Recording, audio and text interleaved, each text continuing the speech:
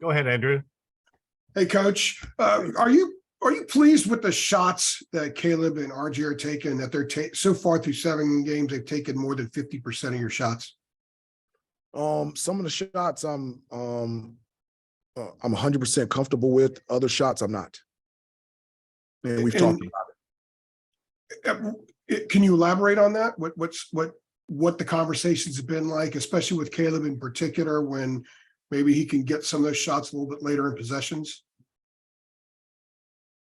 Well, just getting the shot, not only that one person wants, getting a shot that everybody agrees upon, everybody wants, and just understanding the difference between a good shot and a bad shot. And that's a discussion not only have I had with RJ and Caleb, but I've had with the entire team. I count bad shots as turnovers, and just the importance of consistently taking high percentage shots that you practice before and after practice, and shots consistently that you shoot in the game. And so I also know that,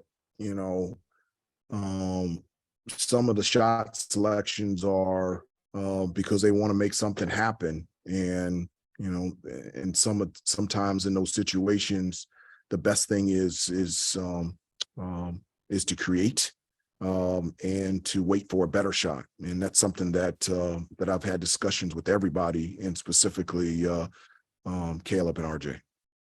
Thank you. Jim Coyle, go ahead. Hey, Coach, thank you for taking the time to do this.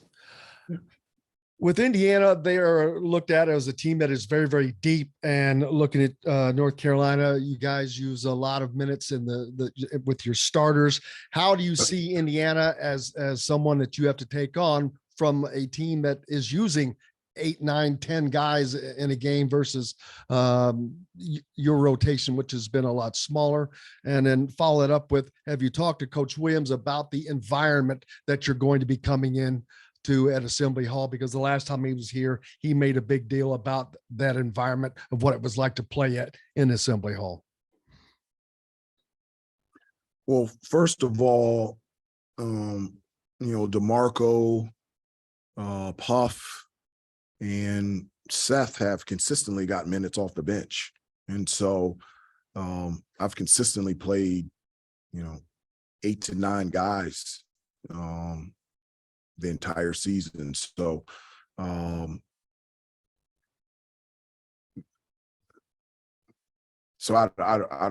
don't understand that question. But in terms of the environment,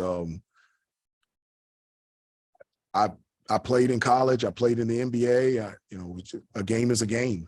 And so whether it's at Indiana or at home, this is North Carolina. We went to the Final Four last year. There was 80,000 in the Superdome. So I know they're excited about having an opportunity to compete against a really, really good Indiana team, and looking forward to the challenge. Ross Martin. Hey, Coach, just wanted to get an injury update on Armando or Leaky or any other players that are, hobbled or whatever. If you got anything for us, that'd be great. Yeah, everybody practiced today. We didn't go long, but everyone practiced today. So you expect Armando to play tomorrow?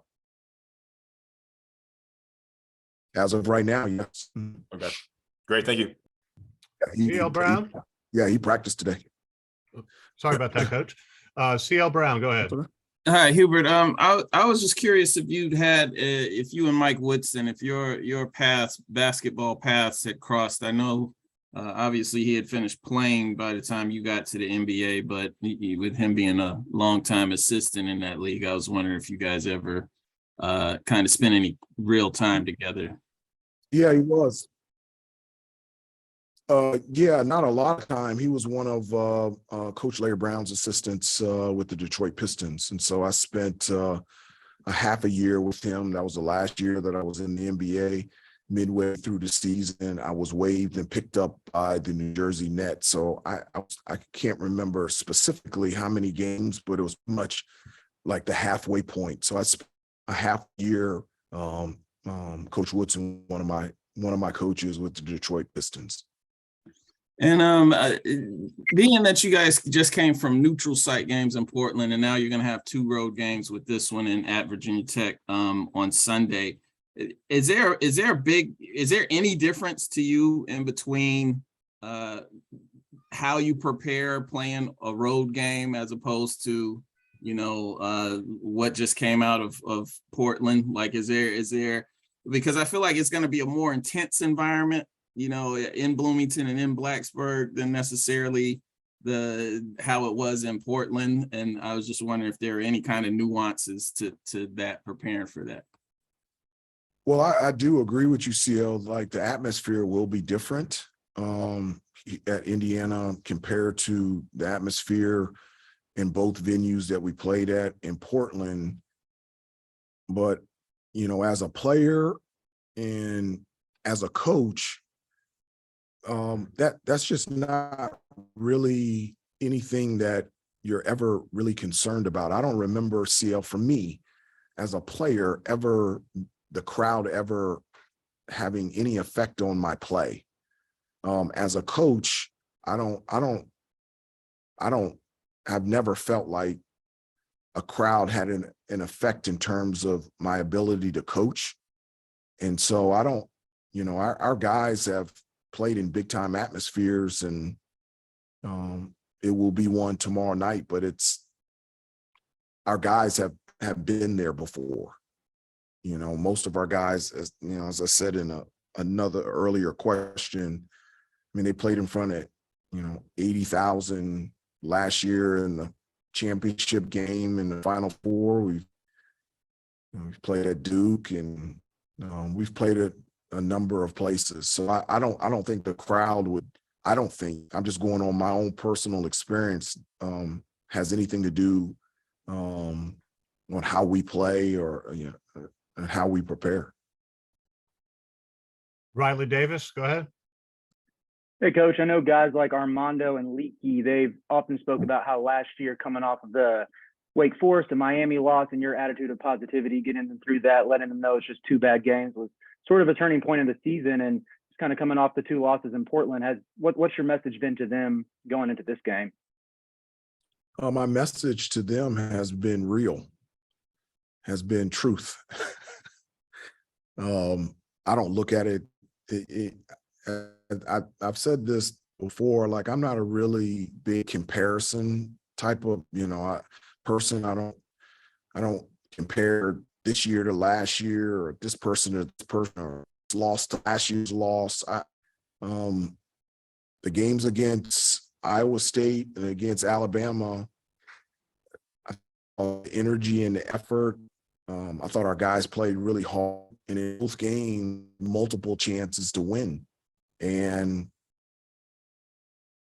we didn't make the play on either end to be able to finish the game out. And those are things that we talked about. But I mean, we're a good basketball team, and we played really well out there. We just didn't finish it out. And so there is, I mean, obviously you're disappointed in losing those 2 games, but there's a lot to be positive about. You know, against Iowa State, we're up by 7 with 3 minutes to go. Against Alabama, we had a number of chances to win the game with the ball in our hands, and it just didn't work out. And so we just have to continue to tighten the screws on the discipline and the details on both ends of the floor, and put ourselves, and all you want is to be able to put yourself in a position to be successful. We were in those last 2 games. We just didn't win them. Adam Smith, go ahead. Hey, Hubert. Just wanted to ask you, with you guys being away from Chapel Hill for so long, out in Portland and now in Bloomington, like, have you tried to do anything different, like away from practice, away from the arena, that you wouldn't normally do on a road trip, just with your guys, and, you know, just, I don't know, to break up the monotony, or just like, have you approached it any differently? Well, I would love to do that. There just isn't any time to do that. I mean, we out to Portland, and the next day we had we had split practices at 2 venues starting at 9 o'clock in the morning. And then we had the banquet out in Portland later that day. We got to tour the Nike facility or campus. And then the next 2 days, we played at 10 o'clock in the morning on Thursday on Thanksgiving Day. And then we played the next day. And then we had a day off, and then we went into 4 overtimes on Sunday, and then we flew here yesterday. I think the thing that we're trying to do is trying to make sure we're in the right time zone. and so there really hasn't been a lot of time to do anything other than prepare to play for the games, and also for our guys to stay caught up academically. This time away, we're missing a week and a half, 2 weeks of school. And so our guys have been keeping up academically as well. So when we're not practicing or we're not playing, they're studying, they're doing projects and papers, and to make sure that from an academic standpoint, they're doing everything that they need. Mike Schumann, go ahead. Yeah. Hey, Coach, I know Xavier Johnson is a guy that you have prepared for in the past when he was at Pitt and also coached against. I'm curious, when you watch him on film now, are there any ways that he looks different to you than how he looked in the past? Well, he's always been really, extremely talented. He's one of the fastest guys I've ever seen with the ball. His ability to push and penetrate, attack the basket with speed and with pace and power is it's going to be difficult for us tomorrow. And he's always been really competitive, which I love.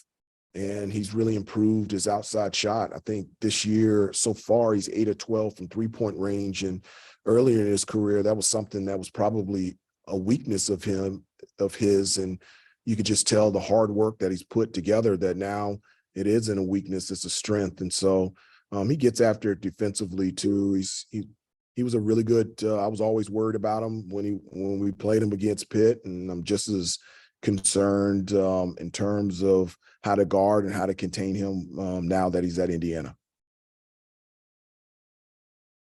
Josh Graham. Hey, Coach, I read somewhere, or I'm looking at it right now, that you guys are in the 200s when it comes to assists per game currently. What are some of the problems you've seen in that area, and some of the problems that have led to stagnation or lack of ball movement? Yeah, that's something that, obviously that, Carolina basketball, we pride ourselves on is, good to great. And, in terms of passing the basketball and being able to just distribute and create shots for others. It has been, so far, it's been difficult. It's been difficult. I think teams have, compared to last year, they've trapped us more in terms of coming off ball screens and really put an emphasis on keeping our guards out of the paint. And so we got to do a better job of moving the basketball and getting into the lane and drawing defenders and hitting the open guy and having more ball movement with the combination of player movement in our half court sets. And so that's something that we have talked about at a lot in terms of moving the basketball more. And, that's an area, you're right, that's an area that we desperately need to improve. Thank you, Coach. Tyler Tackman. Hey, Coach, hope you're doing well. But you were mentioning Xavier Johnson, but I guess beyond him in preparing for North Carolina or for Indiana and just watching film, what are some of the challenges you see them presenting? I guess what has just kind of stood out to you in evaluating them up, leading up to the game? Well, they're a team that really prides itself on, dominating points in the paint. And so, whether through post or penetration or offensive rebounds, this is a team that this year has really lived offensively, scoring in the paint. So that's something that, you know, we have to not only defend, but take away. And so that's important for us. They're really good in transition, the way that all 5 guys run in transition. And so it's going to be important for us to take care of the basketball, because if you turn the ball over, most times it's a pick 6 for them and their ability to score, whether it's a layup or a dunk or a wide open 3. And so defensively, they pressure you and they get after you a lot defensively, but they're just a really good basketball team. You know, their ability and versatility on the offensive end, and then their length and athleticism on the defensive end always will cause any team problems. And I think also there's a hunger and thirst about them that they, you know, about this group that drives them and motivates them to be the best that they can be this year. And so they're just a really good basketball team, extremely well coached. All right, we've got time for 2 more, Art Chansky and then Todd Golden to wrap us up. Go ahead, Art. Hey, Coach. Just pivoting a little bit. Can you all hear me? Yes. Okay. Yes, Art. Coach Smith, we all know about Coach Smith's relationship with Bob Knight, and Roy has always talked about, I think, him being one of the 3 mentors, his 3 mentors. You have any relationship with Bob from your days at ESPN or through other basketball, or if not, your assessment of him and what he meant to college basketball and specifically IU? Well, I mean, he's one of the greatest coaches in any sport of all time. Growing up, obviously, I wanted to go to Carolina. My second choice was I wanted to go to Indiana. I just wanted to be coached by Coach Knight. I just love the way that, you know, he coached, the way he taught players, I love the way that he cared about his players, and I love the way that he approached the game. So I've always felt that way about him, even growing up playing basketball, and I still feel that same way even more today. I don't have a huge relationship with, other than we worked together for a couple of years on ESPN on game day, and I loved working with him. I loved spending that time with him and talking basketball and talking life. He taught me a new way to tie a tie, and I actually tied a tie the way that he taught me. And so I just really enjoyed those couple of years that I was able to spend some time with him with ESPN. And, you know, when you think about Indiana basketball, no disrespect to anybody, the first person I think about is Coach Knight. All right, Todd, last one. It's the end of the road for the Big Ten ACC Challenge. From North Carolina's perspective, what has this challenge meant over the years? And also, how excited are you about the new challenge that the ACC has with the SEC coming? Well, it's been a lot of fun, you know, competing in this Big Ten ACC Challenge. You know, as a player, I participated in the Big East ACC Challenge, and that was always a lot of fun, playing against, you know, Georgetown and Seton Hall and UConn. And so having these big time matchups early in the season, and the cool thing about it is it's not a neutral site. You know, you get to play on other people's home courts, and it's just a great experience. And the experience that I had as an assistant coach and head coach playing in these type of games are stuff that I will remember for the rest of my life. And I really am sad that it's ending. And so, but I know that, you know, the ACC SEC challenge it's going to be awesome as well. But I love these type of matchups, and our players love too. And they're sad that the Big Ten ACC challenge is stopping, but they're also excited about starting something new with the SEC. Thank you, Thanks, Coach. everybody. Thanks for joining us, everybody. Sure.